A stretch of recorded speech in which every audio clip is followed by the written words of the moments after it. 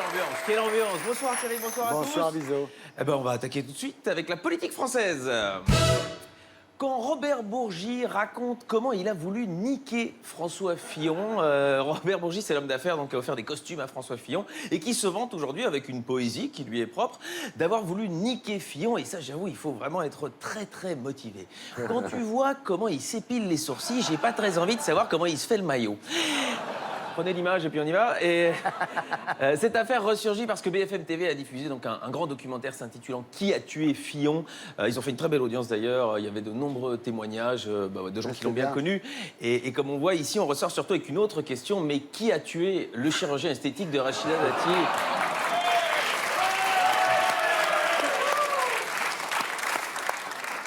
Les Républicains toujours, Nadine Morano devient conseillère politique de Laurent Wauquiez.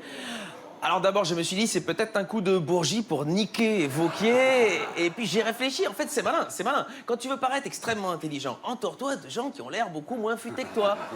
Et c'est là que Thierry m'a dit, mais pourquoi tu crois que je suis venu sur C8 ? Je savais très bien qu'il y avait Hanouna tous les jours.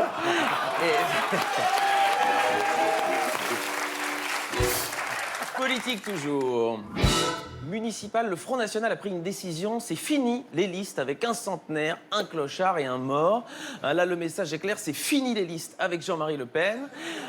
C'est pour rire, évidemment. Jean-Marie Le Pen n'a jamais été clochard.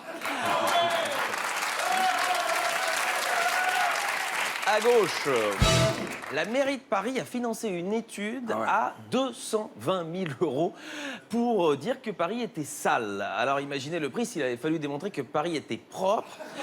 Le rapport fait 14 pages, a coûté 220 000 €. 220 000 € le rapport, même Zaya a trouvé ça choquant. Et politique de la ville encore, là c'est à Nice, Christian Estrosi a annoncé qu'un policier municipal sera bientôt posté dans chaque école à Nice. Alors on espère évidemment que c'est seulement pour les écoles maternelles, sinon les policiers vont avoir du mal à suivre le programme.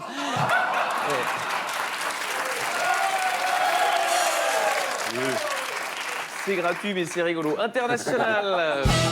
États-Unis, face aux rumeurs d'infidélité de son mari, Melania Trump reste impassible. Et tu m'étonnes, elle s'est surtout dit la sale partie du boulot, je suis bien contente de la déléguer.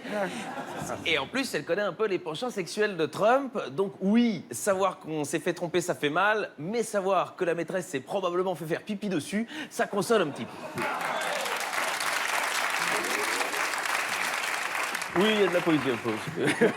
Il y a beaucoup d'infos. Oui, il y a beaucoup d'infos. États-Unis encore, une application de fitness dévoile l'emplacement des sites militaires américains en Afghanistan, en Irak et en Syrie. En fait, l'appli peut retracer votre jogging et les utilisateurs de l'appli peuvent voir le leur, mais voir aussi celui des autres. Sauf que dans certaines régions, eh bien, il n'y a que des militaires américains qui font du jogging et ils font le tour évidemment des bases militaires et ça peut les géolocaliser et ça marche très bien.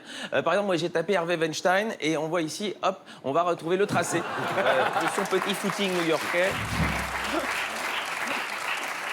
Justice. Affaire Alexia Daval, alors ça c'était terrible, ça nous a fait la semaine. Le mari avoue avoir tué son épouse par accident. Il aurait donc étranglé et brûlé par accident et c'est quand même un sacré coup de malchance de brûler ta femme par accident alors qu'à Koh Lanta il y a des types qui galèrent pendant 3 jours pour tenter en vain d'allumer un feu. Mais voilà, il a fini par avouer et apparemment, grosse info, ce serait une méthode d'interrogatoire canadienne qui serait à l'origine des aveux de Jonathan Daval. Alors ça rate jamais évidemment, quand tu diffuses à un gars du Céline Dion pendant 24 heures dans les oreilles. Il a même dit que c'était lui le petit Grégory.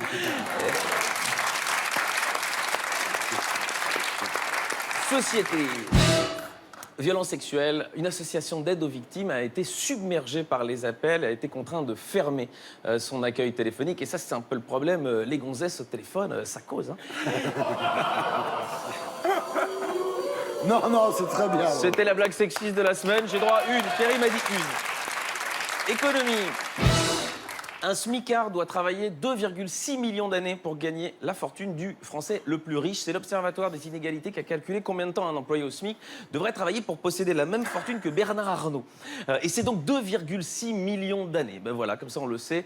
Le problème en France, ce ne sont pas du tout les inégalités, c'est l'espérance de vie qui est très insuffisante.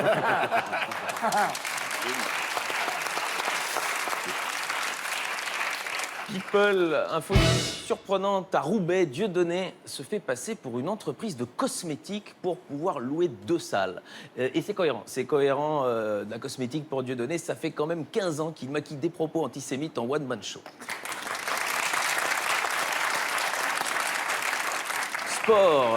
À Marseille, le centre d'entraînement de l'OM cambriolé. Le vestiaire des pros est fracturé. Et ça, c'est une grosse info déjà, parce que c'est vrai que quand on regarde les matchs, c'est pas évident qu'il y ait des pros à l'Olympique de Marseille. Mais surtout tristesse pour les cambrioleurs. Le butin n'était pas bien grand. 15 pots de gel fixation béton et un album de Jul.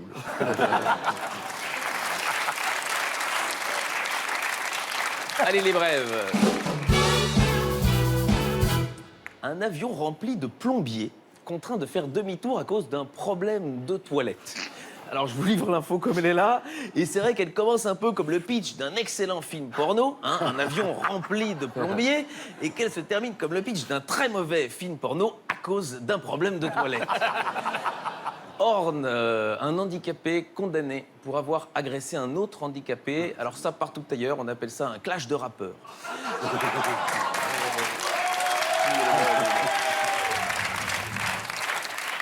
Et on peut passer à la culture. Ah, ça je sais, vous aimez bien.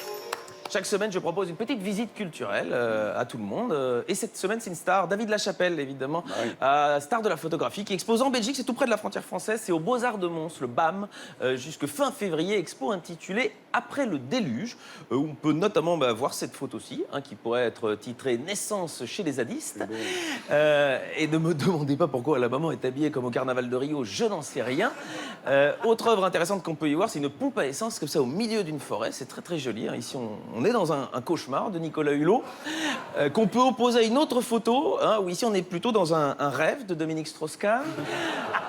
L'œuvre de Lachapelle est très éclectique. Il aime notamment mettre en scène Jésus.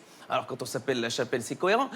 Ici, voilà, c'est assez joli. C'est une reconstitution contemporaine de la dernière scène. Hein. Quand on regarde la photo, on peut presque penser que c'est la dernière scène Saint-Denis. Regardez la position des mains du Christ. On ne sait pas trop s'il bénit hein, l'assistance ou s'il attend la dose d'héroïne. Autre photo amusante, celle-là. Jésus avec une prostituée et 2 policiers. Alors, on dit que c'est Judas qui balançait, mais manifestement, hein, Jésus qui a dénoncé la petite ici. Ou alors, ce sont des policiers qui sont là pour lui. Et ça, c'est possible, c'est plus cohérent. Des flics américains qui tombent sur un migrant juif né en Palestine qui se fait passer pour un catholique issu d'une GPA, au minimum, tu le mets en cellule de dégrisement. Minimum.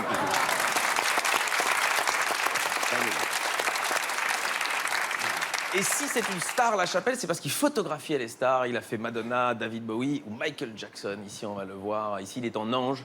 Hein. Et donc, c'est sûr, d'après les témoignages de certains enfants, les anges ont bel et bien un sexe. Autre star immortalisée, voilà. Ici, Loana, juste avant son déclin. On a encore ici les fameux Two Beat Tree. Et il a même immortalisé François Hollande, ici, un petit déjeuner avec Julie Gaillet. Et ici, une magnifique double allégorie de Donald Trump. Alors, au centre, Donald Trump tel qu'il se voit lui-même, et en bas à droite, Donald Trump tel que nous le voyons.